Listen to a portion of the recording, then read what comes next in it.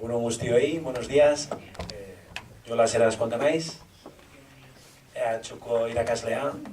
Lenda bizi, barkamena eskatuko dizuet euskara zeingo dualako eta akats pilo botako ditualako. 12 urtez kanpoan bizi ondoren, euskaraekin tira-bira nabil, ez? Hala ere, pentsatzen dut, nik ez badute egiten euskaraz, nork egingo duen, ez? Orduan, euskara bizi behar da eta hola jartzen nahi zuen aurrean, ez naiz inoiz beste jendearen aurrean egon, orduan, bi desafio momentu berean, ez? Euskaraz eta gainera beste jendearen.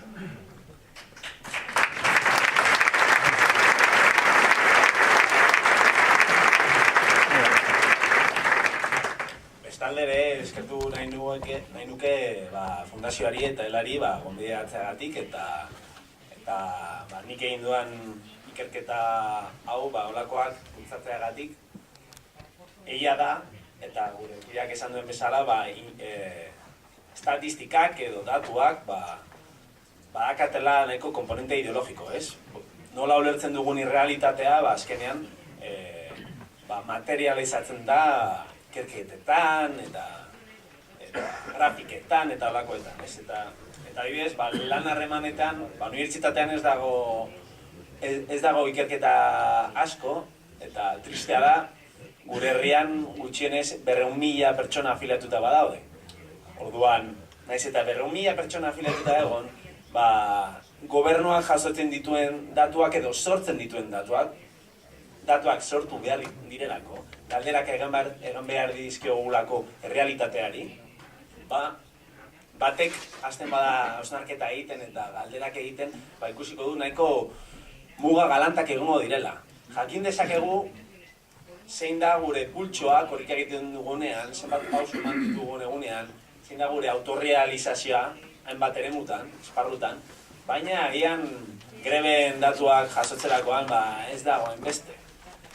Ez da konbenioak aplikatzen badiren enpresatan edo ez? Orduan, jakin dezazuela datuak jasotzerakoan, lagunak esan duen bezala, norbaitek bere ekarpena ari dela ekartzen, ez? Eta guregan eragina egin nahi duela, ez? Eta hori galdetu behar dela beti. Zertaz hariko naiz gaur? Guztiok dakigu, baina klase gatazka oroar kokatuko dut minutu batean, jakin dezagula zenolako ikuspegitik hariko nahi zen, eta zenolako galderak egiten dizkioan errealitateari. Hori garrantzitsua da. Ez badizute inoiz esaten, zenolako aurre iritzia duen norbaitek, objetiboki azaldu alda edozein argudio, ez? Baina, hori zalantzan jarri behar da. Perspektiba komparatiba. Egin dudan ikerketa, justu tesi doktoraren jarraipen bat da. Tesia zerotik egin nuen, Manchesteren egin nuen tesia, eta errealitatea ondo ulertzeko alderakotasuna edo konparaketa egitea garrantzitsua da. Prozesu berdinen aurrean, adibidez, autogintza ikasi dut nik, eta hemen badago Mercedeseko delegatoren bat ikusi dut, dagoela publikoan, autogintza ikasi nuen, aztertu nuen, eta nola sindikatuek zenolako erantzuna zuten enpresen estrategiei, ez? Orduan izan zen pixkat alderatzea, sindikatuek zenolako erantzuna duten enpresa handiei. Eta alderatu nuen Katalunia eta Euskal Herria. Zergatik, autogintzako industria nahiko potenteak dira eta lurraldeak industrialki konparagarriak direlako, ez? Orduan, bi herrialde berdintsu ikertu ondoren, ea ezberdintasunak dauden edo alderakotasunak, ez? Bi fabriken pixkat historia kontatuko dizuet, bata da Mercedes, Gasteiz, eta bestea izango da Nissan Zona Franca. Nissan Zona Francari buruz gutxi egingo dut, baina pixkat aurkeztuko dut, bertan ikusi nuena, hemen dagoena hobetu ulertu dezagun. Gero, enpresa kultura berria sortzen, pixkat, dokumentuan zabalago egiten dut pixkata hausnarketa, irakurri ezazue eta baina, bueno, hemen, zeo zer esango dizuet, eta nola ideologia eta enpresarekin nola lotuta dagoen, altzatuko dizuet. Gero, langia antolatu batzuen erantzuna, aurkeztuko dut, eta nola aurre egin zioten, Mercedesen, logistikako enpresa batean, DHL, zen olako erantzuna eman zioten, olako estrategia korporatibo bati, ez? Eta, gero, ondorio, bizkat, oroar, zer ikasi ezakegun olako esperientzietaz, ez? Bueno, klase gatazkak bukatzen. Non gaude, zein da gure kontekstu historikoa. Kapitalisten edo enpresa baten helburuan nahiz eta kooperatiba izan. Bueno, kooperatiba izan da, enplegua sortu eta hori bakarrik, baina zailtasunak izango ditu gero inbertsioak egiterakoan, eta edonolako nolabaiteko errentagarritasuna behar du bizirauteko. Baina kapitalista baten helburua errentagarritasuna da. Kapital bat aurreratzen du eta dirua lortu nahi du. Eta hola dago antolatuta ekonomia, ez? Ez du enplegua bermatu nahi, ez du, ez dakit, holako emprendidore edo posa bermatu nahi, dirua. Eta honek, beste gauza guztiak bere errora eramaten ditu, ez? Edo bere punto gravitazionala edo modu funtzionatzen du, ez? Nondik lortzen du errentagarritasuna hau? Esplotazioan, langilearen esplotazioan. Hau da, langileek haien lan indarra saltzen dute, eta hortan, enpresek, balore handiagoko merkantziak lortzen dituzte, eta hortan errentagarritasuna lortzen da. Lan baldintzak eta soldata beharrezko kostuak dira, baina baita murriztu behar direnak, ez? Etekinak lortzeko. Orduan, claro, behar dugu langileria, baina modu berean nahi ditugu makinak sortu langilea hauek deusestatzeko, baina, eta hola da oraingoz, gizarte automatizatu batera ailegatzen garen arte, gure lan indarra behar da gizartea bizitauteko, ez? Enpresek, egoena hontan, tirabira hontan, enpresek nahi dute behar dituzte langileak, baina baita berean alderatzen dituzte, bake soziala nahiago dute, ez dute olako borrokak sortu nahi, baina horrek ez du esan nahi bermatuko dituztenik, bermatuko dutenik bake soziala. Hain egoera latzetara bidali aldute jende batzu, zen azkenean talkak sortzen dituzte, ez? Zergatik ez dira egoten olako egoera eroso batean, ez? Bakoitzak saiatuko da errentagarritasun gehiago lortzen eta esprimitu behar baditugu jendea, egingo dugu, ez? Agian ez urrengo 4 urtetan, baina agian bai urrengo 5 urtetan. Sindikalismoa agertzen da historikoki, esan duen bezala, hegemonia hau zalantzan jartzeko, ez? Bai erresistentziaren bidez, zure innovazioe edo lako proiektuei ez esanez, eta bai proposamenen bidez. Hau da, errealitate berria sortuz. Adibidez, elkartasuna edo ekoizteko beste moduak, ez? Egon aldiren, ez? Kapitalea eta langien arteko gatazka kapitalismoa motorra da. Orduan, holako ikuspegitik, holako talka tirabiran ikusi dezakegu nola gura gizartea modu oso komplexuan garatzen doan talka honen bidez, ez? Nik ikasi duan industria izan da autogintza eta nola balorekatearen fragmentazioan eragina izan duen sindikalgintzan, eta zen nolako erantzuna izan duen. Esan duan bezala, Katalunian eta EHen gertatzen alderatu izan dut, eta ez nuen tesia baino lehenago ezagutzen, baina tesia hain ondoren, konturatu nintzen, Espainian, Estatu Espainiarran, sindikalismo mota bi daude. Dago, kontzertaziozkoa, interesak bateregarriak direla usten duena, hau da, nahiz eta olako talkan permanentean egon, batzuk pentsatzen dute, ados eta eskua ematen baduzu, harreman hau luzerako iraundun dezake.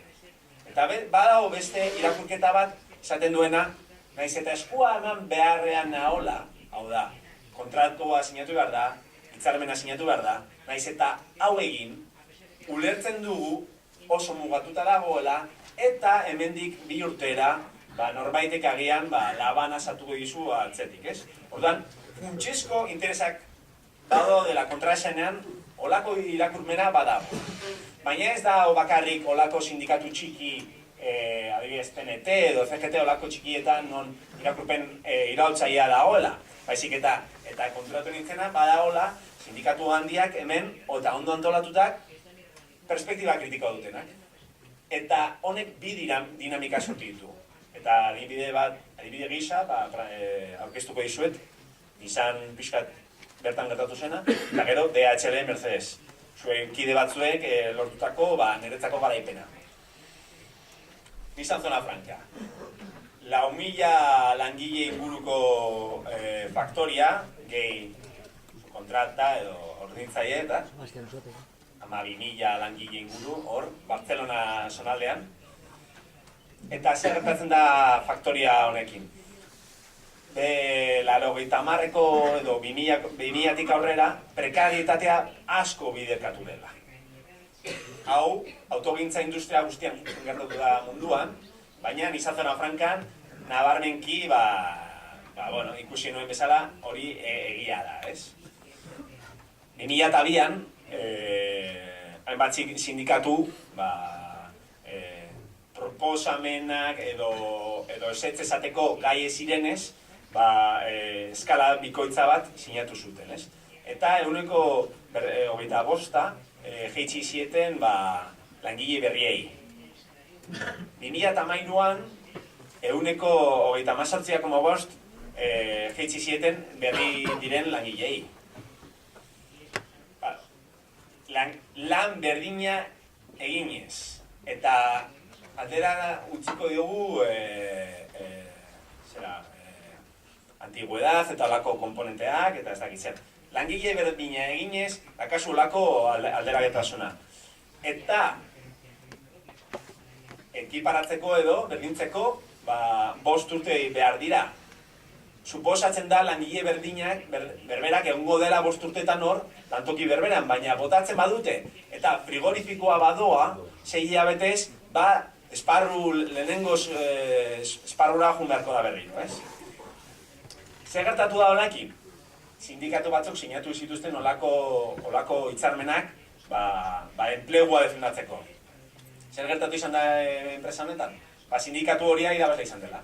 Gaur egun boska gehien dituen sindikatua da enpresako sindikatua. Ez da komisiones izan zen historikoki lehen biziko sindikatua, ez da UGT, ez da CGT, ez da, baizik eta SIGEN. Orduan, esaten ziaten SIGENekoak, SIGEN uso, baina, SIGEN behitzen zen, eta zer esaten ziaten hauek. Zertaz, ezberdintzen nau, nire postura besteekikoa. Berdina gara, ez? Sinatzen dugu berdina. Eta joaten basara kontratuetara berdina da. Sinatzen dutena batzuek eta besteak berdina esan. Orduan, langile berri baten aldean, zergatik sartuko naiz komisiones obrera zen olako hitzarmena sinatu badu, eta gainera komisiones obrera zen banago kaleratzeko arrisku gehiago izango dut. Ez? Sartuko naiz SIGENean. Orduan, SIGEN zera egin zuen, noski enpresaren laguntzarekin, ez? Baina, hegemonia lortu du. Eta hornitzaileetan ez zen olako antolakitereke egon. Hornitzaileak, ziren gutxienez, fabrikan 1000 lagun inguru. Ez zeuden antolatuak. Lan baldintzak eta soldatak ondatu ziren nabarmenki, prozesu historiko batean. Batzuk konbenio zaharrak mantentzen zituzten, estibadores eta olakoak bazituen batzuk logistikaren kontuak, eta gehiengoa denborarekin metala.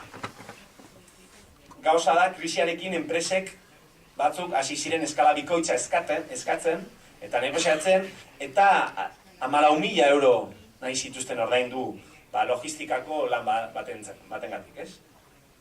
Hala ere, eta hau da pixkat paradoja, fabrikaren iraunkortasuna ez dago bermatua. Eta joaten bazarete, El País, uste dut, hortikan atera dute berria, pasada astean sinatu zuten 600 kaleratze Nissanen pixkat inbertsioak lortzeko. Baina inbertsioak lortzeko 600 kaleratu behar badituzu, ja, akabo. Mercedes Gasteizen, zer aurkitu nuen? Subkontratetan historio nahiko ezberdina.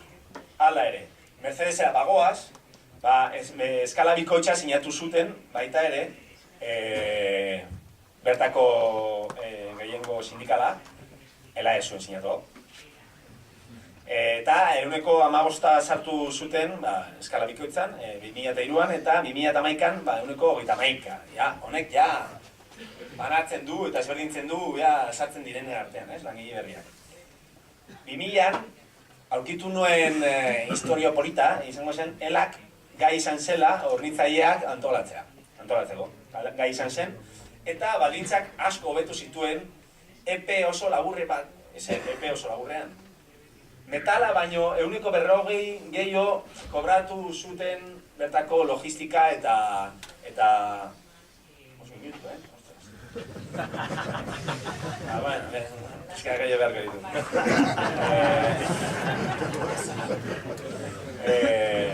Demora askar pasetan. Bueno, 140 gehiago kobratzen zuten, Mercedesekoak baino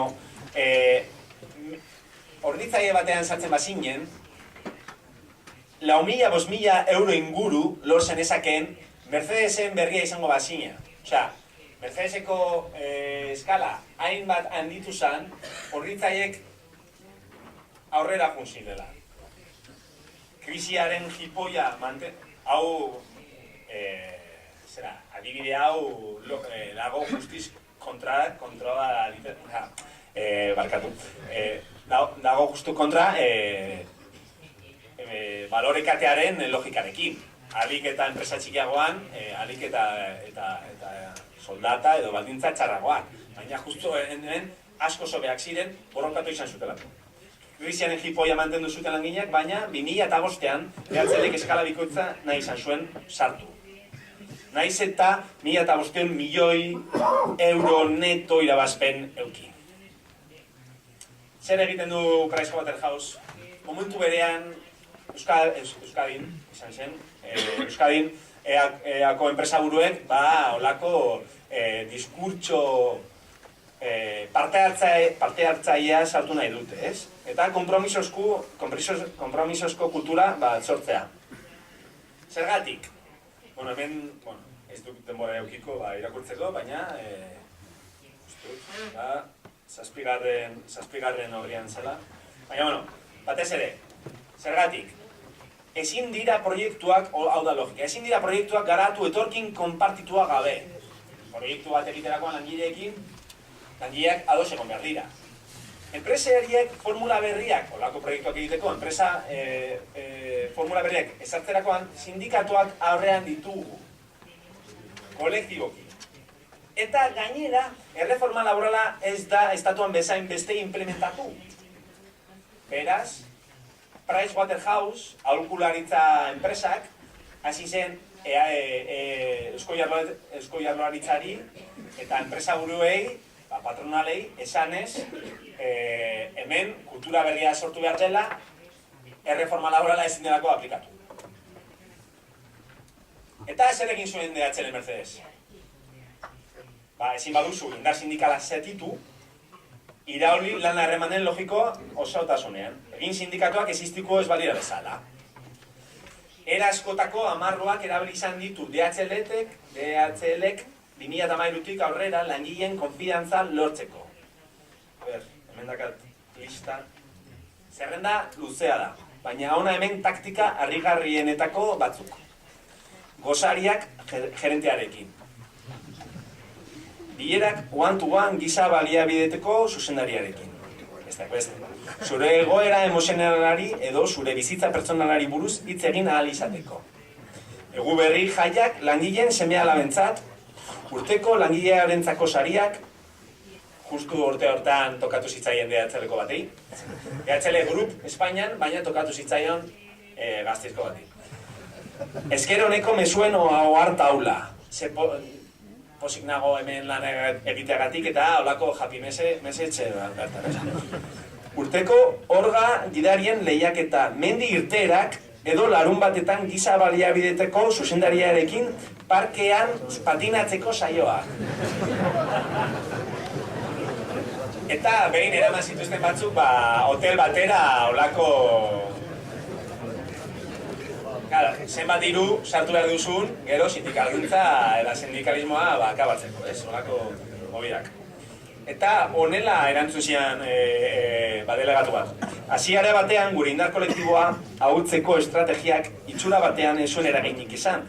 Gure atal sindikala ondo antolatuta zegoelako. Gero, informazio aldizkari bat argitaratzen dugu, langileen ordezkariek saiatzen gara langile guztiekin hitz egiten, zer arazo duten jakiteko eta zuzendaritzari horien berri emateko. Atal sindikalak maiz egiten ditu bilerak eta txandekin loturiko ohar eta aldaketa guztiak ohol batean idazten ditugu denek ikus ditzaten. Langileek konfiantza zuten atal sindikalean guztiek ondo baitakite haien interesak babestea besterik ez dugula buruan. Zer egin zuen DHL-ek ezin zuen langilera banatu, holako hainbeste diru sartuta parkera goaz, holako ez dakitzer. Zer egin zuen? Erreferendum bat. Nahi dugu erreferendum bat langileen artean eskala bikoitza bat sartzeko. 9.000 euroko eskala bikoitza. Orduan, DHL-en egiten bazen nuen lan, eta 26.000, 27.000 kobratzen bazen ditu, nahi zuten berri batek 9.000 euro gutxio kobratzea. Eta nola esan zuten, beldurra sartuz, ja ez ginen hainbeste, gara lagunak, porque oraindik sindikatuak ez dira asistitzen, orduan nahi duguna da, barruan, enpresa barruan sartu zaigu aurkaria. Badago beste subkontrata bat, gure proiektuak irabazi ditzakena. Beraz, behar ditugu soldadak murriztu eta behar dugu eskala bikoitza hau. Eta honela erantzun zian zurekide batek. Egia da, erreferenduma demokrazia adierazpen bat dela, baina behar bada ez da hain demokratikoa. Galdeketa planteatzen duena botere gehien duena bada. Gu ez gaudelako erreferendumen aurka, apeta hutsez, berez, enpresari proposatukutako bagenio langileek boska dezatela beren hitzarmenaren eta gure hitzarmenen artean ziur nago jendeak pospozik boskatuko zukeela eta beti irabaziko geneukela. Berez, ez litzateke hori demokratikoagoa. Bakoitzak proposa dezala behar duena eta ondoren guztiok erabakiko dugu. Baina ez, enpresak eta beldurra zabaldu nahi duten aginte postuetako gehienek nahi dutena da beren hitzarmena boskatzea eta ez harago joatea. Pentsatzen dut pixkat Sofi Beruden ideia. Demokrazia errealara eta zuzenaren arabera kontrako interesak izan eta puntu komun batera iritsi eta adostasuna lortu nahi duten aldeek egoera ahalik eta parekoenetik abiatu behar dute. Hau da, adostasunera ez iristeak ez lioke kalte gehiago egin behar alde bati besteari baino. Zer egin zuten zuen kideek? Protesta egin. Eta elkartasun gehiago sustatu. Olako pegatinak jarri zituzten haien bularretan, eta hasi ziren pitatzen haien bokadillo minutuetan gerenteren aurka, ez? Eta hemen dakat beste zita. Gure lankide bati lanean ari zela, ikuskatzailu hurbildu, mespretsuz begiratu eta buzoitik eranskailoa kendu baitzion beste langile guztien aurrean. Eta ondoren lurrera bota eta zapaldu egin zuen. Zuek nik baino beto jakin dituzu olako egorak, baina lagunak ziren gerenteak ez ziren hain lagunak, ez? Azkenean zer gertatu zen? Italen bidez, antolakuntzaren bidez eta elkartasunaren bidez, DHL-ek atxera egin zuen. Orduan, gaur egun ez da existitzen DHL-en olako eskala bikoitza eta eta, bueno, ea jarrai esan, ez? Ondorioak, eta ja bukatzean, demokrazia eta parte hartzea kontzeptu relatiboak dira, eta ulertu behar dugu estatistikak edo nola sortzen den prozesu demokratiko hau. Kapitalismoan demokrazia ezin da benetazkoa izan, kapitalak eta merkatuak inposatzen dutelako errealitate eta logika bat, hala ere, eta ez dut izan nahi, oza, ez dut izan nahi oso eskorra. Hala ere, egia da, langile guztiak lan baldintza berdinak ez dutela, eta ez dira lan baldintzak guztiak txarrera joan behar, eta hobeak izan daitezkeela, egia da, ez? Olako kasu batean. Eta borrokaren bidez, bantolatzeko elkartasun forma berriak sortzen direla, gure esparru konkretuan, bertako, Mercedeseko hornitzaileen elkartasun eta harremanak, eta ere, modu orokorrago batean, sindikatu adibidez, ez?